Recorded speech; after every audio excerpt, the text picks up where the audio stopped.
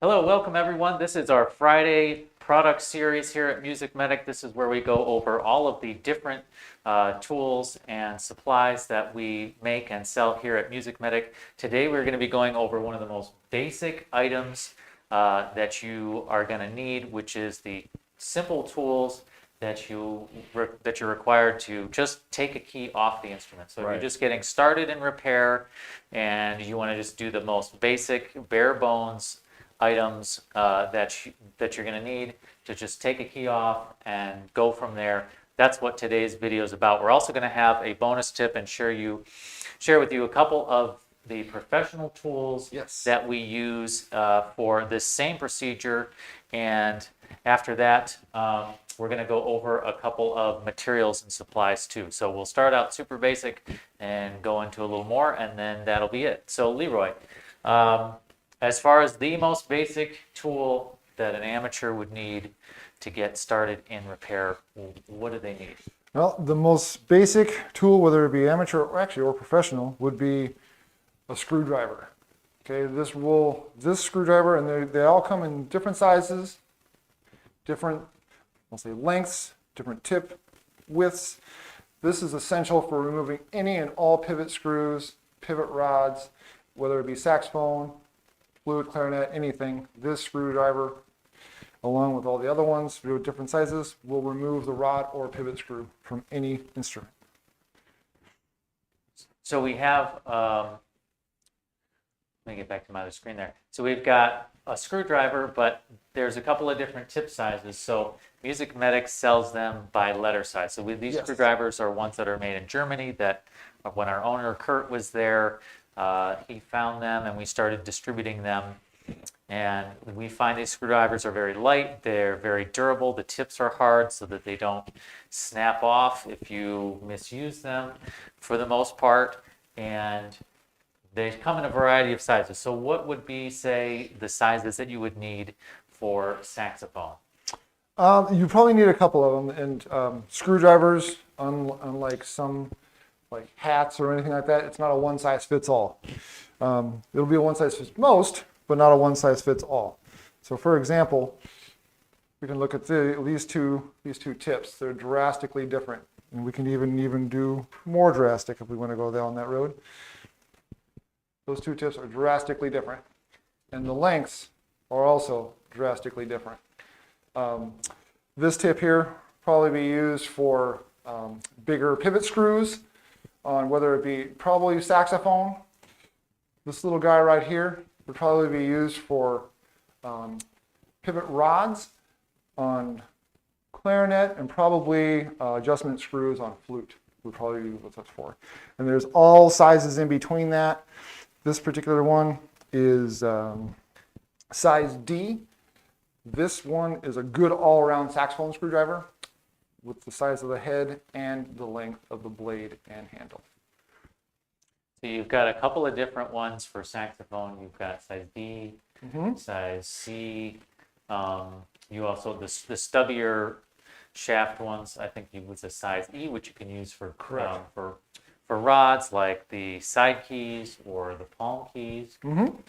Okay, so there's a couple of different sizes of screwdrivers you would need for saxophone. What about clarinet? Same idea, just think a little bit smaller. So, believe it or not, that size D that I was mentioning would actually work on a lot of the pivot screws on the posts of clarinet, because the end of that post where the screw goes into usually is a little bit bigger if it's a headed screw. If it's not a headed screw, it's going to be smaller. So we probably, again, go to that smaller tip screwdriver. The length is, again, a little bit shorter, but because of the tip size, you really don't need or don't run into the length problem as much. And then basically what you would end up doing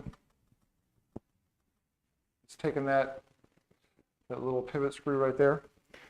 I will pick up that size D screwdriver. So you've chosen that because you need it for clearance or because of the width of the pivot screw? Because of the width of the blade and the size of the pivot screw. That allows me the maximum amount of width across, which gives it more turning ability, and it doesn't char or mar the screw that's actually in the instrument. So it's in there pretty good. I would just turn it. It's a pivot screw, so I don't want to back it out because I might fall and I'll lose it. And then, as you can see, it just backs it out really easy. And then to turn it around the other way, you just turn it and it goes in there all the way. So that's using the size D screwdriver. What about when, say, you have the rod screws that are shorter on clarinet, that kind of stick out from the side of it? Do you use the same long screwdriver there, or do you use something else? I prefer to use the little short stubby guy. A lot of it is because the shorter the blade, the more control you have on the actual screwdriver itself. This particular one is a rod, so the head is actually a little bit smaller. So I'm going to choose a little bit smaller blade. And again, the great thing with this is it fits right inside of there, nice and snug. And then I can just turn that right out. You can see that rod coming out of there. And then once it ticks a couple times after loosening it, the threads basically can't go any farther. You know that it's out. And then if you put it back in, you just basically do the exact opposite and turn it back in there until it stops, until it's tight. So you don't now, but you're not actually giving it an extra turn at the end to tighten it, right? No, once it stops and tightens, that's it. If you actually can, I'll say, over tighten it, and then it starts messing up the threading inside the receiving post, and it can actually flare out the facing of the post too. So that'll create weird keyness, weird stuff in the keys. Keyness? Yeah. So let's go over. So those are some screwdrivers now. Especially on the left-hand pinky keys that you have, the rods only stick out just a little bit. What are some tools that we can use to, say, grab a rod to remove it from the key itself? That's a good question. I will remove that rod again. So again, I'll just remove that out. So probably one of the first pliers you'll want to use or start with is something like this. These are duckbill pliers. They're great because it's got a nice wide surface. So if you need to grab a key, you can with no problem. And the jaws are nice and smooth on the inside. What this will allow you to do is that rod that's sticking out, you can go ahead and grab that rod just like that and then pull it out. It makes it really easy so you don't have to use your fingers or try to fight with something else weird. And it gives you a lot of nice grip on there. The handles are nice and ergonomic and big, so they fit in your hand nice and comfortable. And there's also a nice spring in here, so if you're trying to do something else and you don't want to have to fight to open up the pliers, they self-open for you. And you can also use it to at least align it to go back into the key, and just reposition the key and push it right back in. Now, Leroy, can you do that? So that's our duckbill. Those are our duckbill pliers. They sell in the $20 range. They're stainless steel. They have smooth jaws. They have wide jaws, so you can bend keys with them as well. They're excellent pliers if you were just going to get one pair of pliers as you're getting started in Absolutely. for fixing instruments. What are the other? So you have, that's the beginner range, and you have an even less expensive pair of pliers there. I do. Can we show them those? So it's the same idea. Smooth jaws on the inside. It's just the actual bill part of it is smaller. You can see these are the ones I used first. They're really big, and the shape of it, again, looks like a duck bill, hence the name. These are a little bit smaller. If you're going into maybe either like a smaller area, or if you don't need to grab as big of a piece of material, these also work excellent. So those are medium flat nose pliers. They have smooth jaws. That's a very important thing. We keep coming back to smooth jaws. Yep, absolutely. Why do they need to be smooth jaws? Well, when you're grabbing a rod, I'll use this long piece of rod material as an example. This is very smooth. It's a little curvy, so just kind of ignore that in your head right now. But the important part is the material itself is smooth. The inside of the key where this rod goes in is also smooth. So two smooth surfaces need to happen to have a good working area so that no damage happens to either the rod itself or the screw. Now, if you go to Home Depot, Lowe's, or your local hardware store, you're going to see these pliers. I'm sure we all have these in our garage, on our workbench, something like that, and they have teeth on there. And it's to get extra grip on normal materials. The problem with that, and I did this just earlier, is if you look really carefully there's a little spot on that key, okay? That spot is from taking these pliers and basically gripping it and trying to pull it out of either a rod, a key, or a post. So the problem is with that little spot, it's basically taking the metal and putting a divot in it, and that divot on each side has the metal that's raised up.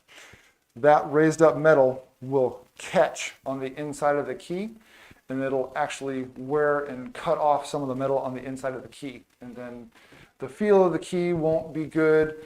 It'll ruin the inside of the key, and then you have to start doing key fitting. And even then, if the damage is bad enough, it's hard to even do that. And that would lead us to eventually have to replace the rod and Correct. so you're going to incur a lot more expense if you don't use the right pair of pliers to do this job. So if you grab, you know, the pliers out of the hardware drawer or whatever, Right. You could end up spending more money fixing the instrument by having a technician do it than actually just buying, you know, a $20 pair of pliers that are the right pliers for the job. So that means no needle nose pliers with leather on the inside. I know Right. some people do that, but it's best to just go ahead and get a pair of smooth jaws pliers and get started that way. Yep. So we have screwdrivers, we've had pliers. What are, can we talk about maybe, let's talk about, so we've talked about how to remove the key, and then there's going to be pads and materials on a key. Let's talk about the tools that we would use to manipulate a pad, just really briefly. Sure. The most basic one for that would be this pad slick. It is super inexpensive. It's like, what, a couple bucks? Couple of bucks, yep. I mean, I still have a couple of these on my bench that I use for multiple things. But you can use these to move pads, straighten and bend keys, use as a wedge on something if you're trying to manipulate something else. You can use this in a wide variety of ranges. And it is, again, super inexpensive, and it is very user-friendly. The other two things that you could probably get that are also a very, very good tool are these double-edged pad slicks. Comes in a regular size and a giant size. So if you're doing work on something like a flute or a clarinet, this one would probably be, the regular size would probably be great. If you're doing more work on either some of the lower keys on clarinet or bass clarinet and saxophone, this giant one would be perfect for that. And having both would be a great way to stack up your arsenal really good. And both, you know, as far as price goes, so the first pad slick you showed is a couple of bucks. The double-sided pad slick Yep, is so like $5. The giant one, I think, is like $6 or $7. These are all very, you know, economical tools that function really well. What about, you know, so we make tools for amateurs, but we also make tools for professional technicians. Can we show them our professional grade or professional quality? You know, many professional technicians still use the most basic pad slick. Yep. But like I said, I still have this one on my bench that I use all the time. and that works great for them, and that's what they like to use. But we also want to provide some higher end tools that maybe are a little more ergonomic for folks. Absolutely. Let's talk about the artisan pad slicks. All right, the artisan pad slicks, these are amazing tools, and since they've come out, the times I've used these things, I absolutely love them. So as you can see on the ends, it's beveled. So if you're trying to like maneuver a pad, especially a saxophone pad, and you want to go in between the resonator and the pad, that little bevel will makes it really easy to get and do stuff like that. It also allows you to do other maneuvers. If you're trying to get into a small space, that little bevel allows you to do that a lot easier. It gives you 3 different sizes. So if you're doing sax pad work or bass clarinet work, the bigger one is your go-to. If you're doing something more, I'll say medium size, so like clarinet, that middle one is a great one. The small one is good for smaller clarinet pads, even oboe and flute. Not necessarily the stacked ones, but so like C and the trill key pads, because those are glued in. But yeah, these cover the wide variety of the pad sizes. It also has these nice little handles on there where it allows you to hold them in different angles and do different things a lot easier than, say, something like this. Although this is a great tool, this is like that next step up where it just kind of makes things a lot easier, and the handles are very ergonomic and easy on the hands. So those are the professional quality pad slicks. You know, the price, you know, we started at $2 and the professional set is like $100.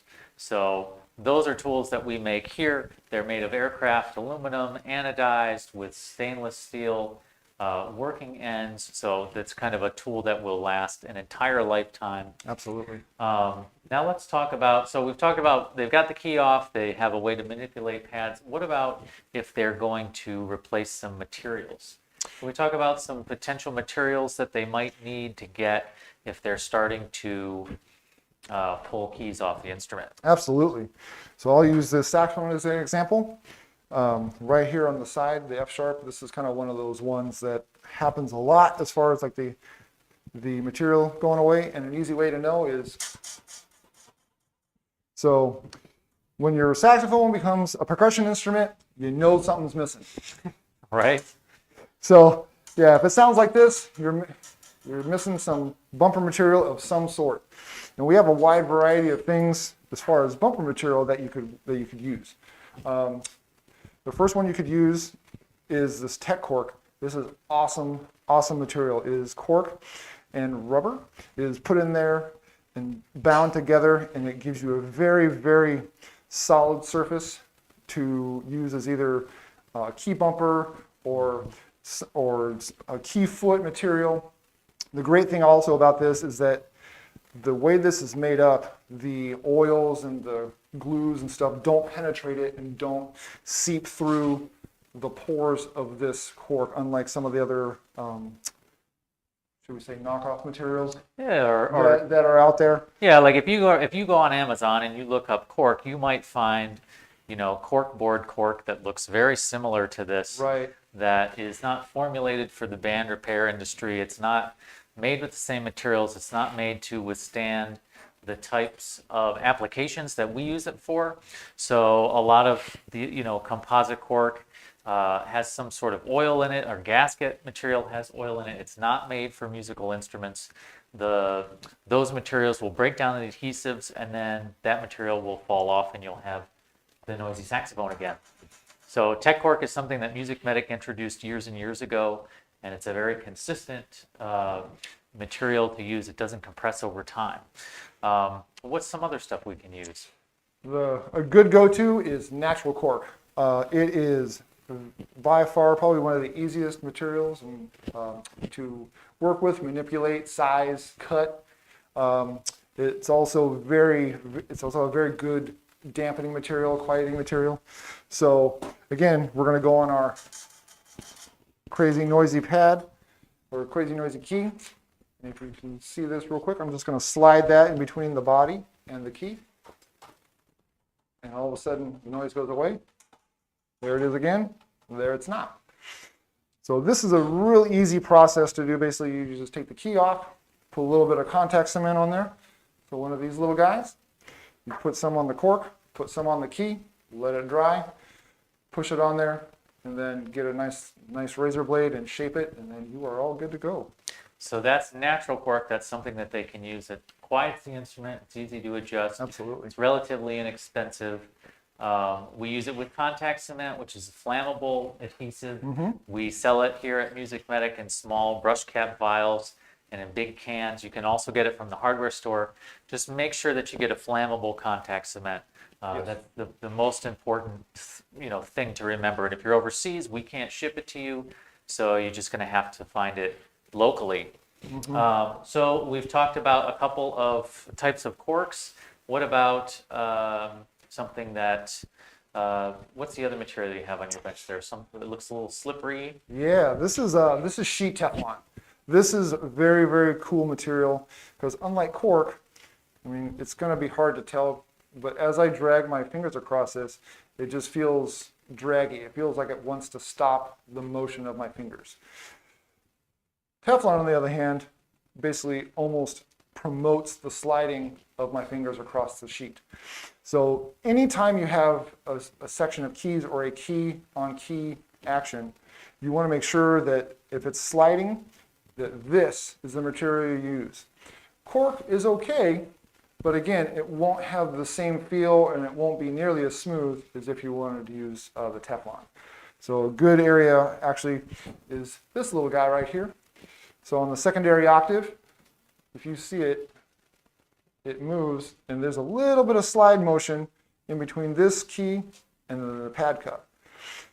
So if you put the Teflon on there, that will allow the maximum amount of movement and ease of movement between those two contact points instead of cork. So that's Teflon. We use that for keys that slide. Now, what about the final material that we're going to talk about today? This is, the final one is Ultra Suede. This is basically a synthetic type of felt, and it can be used in a multitude of different ways. It can be used as a bumper material.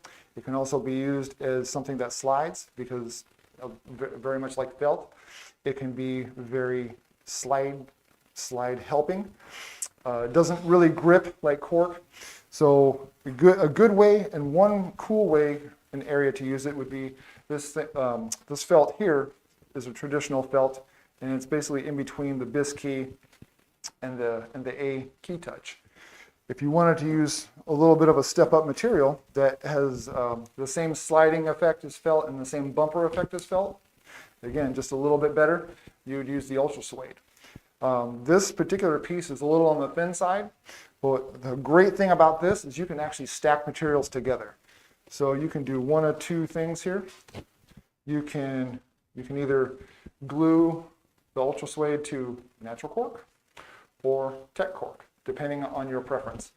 And then once you have the desired thickness between the keys to take out any play, you would just glue those together and then attach it to the key. And then you would be all set. So those are a bunch of different materials that you might see when you're removing a key, or it might need to be replaced when you remove a key. Let's talk about oiling. So yes, you've got it off the instrument, maybe you've cleaned the key off, if a piece of cork fell off, you've got that replaced, and now it's time to oil it. What are some kind of essential items that we provide that you can use to oil your key and prevent rust and corrosion from happening? These oils right here, these are our Ultimax oils. These are a synthetic oil. And the cool thing about the synthetic oils is they, unlike traditional oils, the traditional oils will break down over time just because of the material that they're made of. The synthetic basically makes it so that they don't break down. They will continually lubricate the key, the rod, the inside of the key, continually over time instead of breaking down. And they come in 3 viscosities. They come in low, medium, and high. So just like with anything else, translates in the same way. The low viscosity is nice and thin.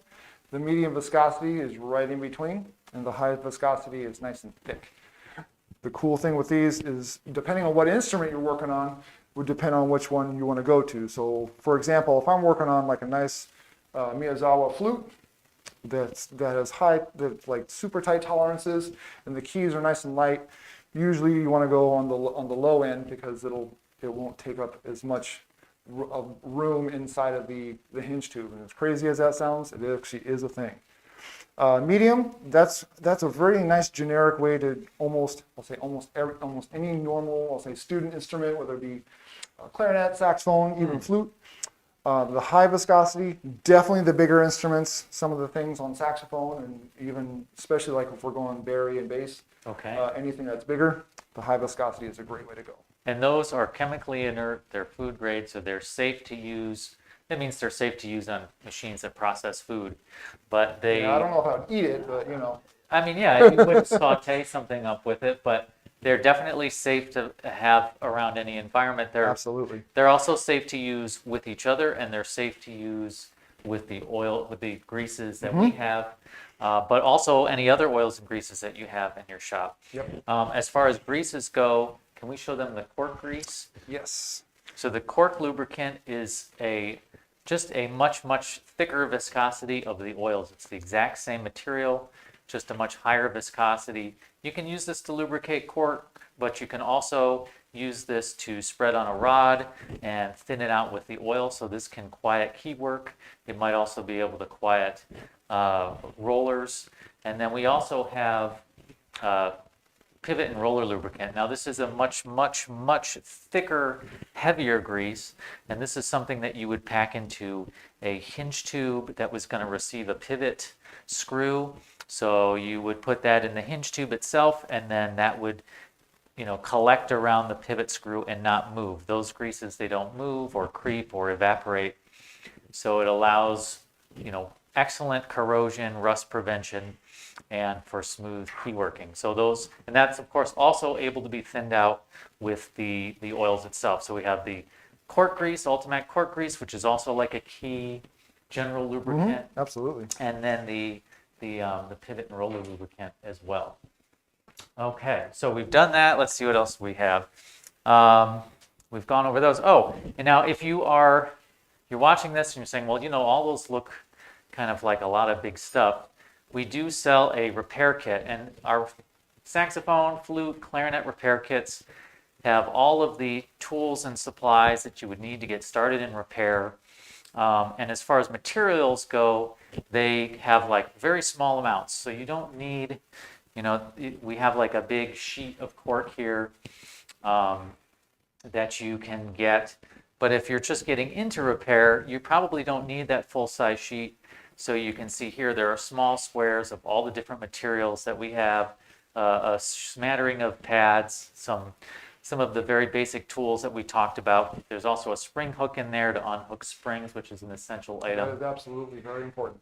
And so we sell these for clarinet and saxophone and flute, and I think this picture is of the clarinet kit. Yes. So it's got some different adhesives in there that apply to the clarinet that you've seen in past videos, as well as some other specialty materials for each instrument. So if you want to get the essential items, but then you also want to get the materials, our repair kits are a great way to get into the trade at a very low price. Absolutely. And so that's going to lead us to our bonus tip, which we were going to show the tools that a professional would use for removing a rod. So Yes. MusicMedic has been working with Knipex pliers for a while, and we've been machining them here and creating new tools. And one of the tools that's becoming more and more popular with technicians, I see more and more posts about it, is the Knipex pliers that we've shaped into a duckbill plier. So these are pliers that are made in Germany. They're extremely strong jaws, and we shape them on our machinery here. And they have smooth jaws. They have been shaped into a duckbill for clearance purposes.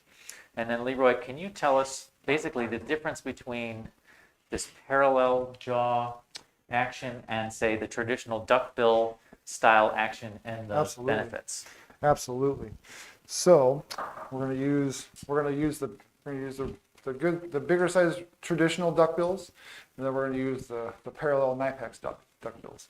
So if you look at these are the parallels. I'm going to open that jaw, and it opens up evenly all the way from the base to the tip. So evenly all the way around. These are still awesome pliers, but they're more of a pivot style plier where the opening is wider on the end than where it actually pivots. This comes into play, say if we got a rod like this, the best way to show the difference is if I'm doing this and I shove it all the way in there. See how it closes in the back, but it's open in the front, and there's all this wiggle room, right? It's a little bit of a drag, especially if you're trying to do something and you're trying to bend something on a certain section, or if you need to grab that amount of material. Although if you go this way and you have a chance to go to the side, this is actually a good action. But if you have to go this way, these pair of pliers probably are not the best choice. However, if we get the parallel ones, I'm going to make sure So we have these the right distance. Though that grabs evenly all the way around, it doesn't wiggle inside, and even though there's no jaws on there, I'm going to try to pull that out of there, and I really can't. So you get a lot of torque, you get a lot of grip action on there. It's parallel. It will not damage that rod because it grabs it evenly all the way around. Wow, that's awesome. So those are the Knipex. We say Knipex, but I think it's Knipex. Those are Knipex. I think those are the medium duckbill pliers. Yes. We also have a smaller jawed version, which is the Knipex small jawed duckbill pliers. Those are the high-end tools that I see more and more professional technicians using. But again, we also have very basic, very, budget-oriented, moderately priced tools so that if you're looking to get into the repair trade, we have a little bit of everything for amateurs, but we also have these amazing, innovative tools for pros that amateurs can use as well. Absolutely. So if you guys are liking this video series and you want to see more different tools, feel free to share this video around, like, subscribe, contact us if you'd like to see different tools featured.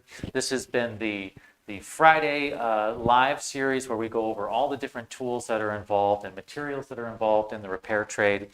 Next Wednesday, we are going to have Wes Rice from Rice Clarinet Works. He's going to go over using the lathe in woodwind repair, and Wes makes some excellent mouthpieces for various people, and he has excellent key modifications. So Wes is going to be with us, and that's going to be streamed, so you'll be able to watch that. We also have repair classes on saxophone and clarinet coming up in the month of June, and we also have a advanced key fitting course this April 29th. So check out MusicMedic.com for that. And if you have any questions or if you'd like to see samples of the Ultimax oils, you can always reach out to us through MusicMedic.com, and I'll get you a sample of those. So that's going to do it for our Friday product video. Please feel free to share, like, and subscribe. And until next time, happy repairing.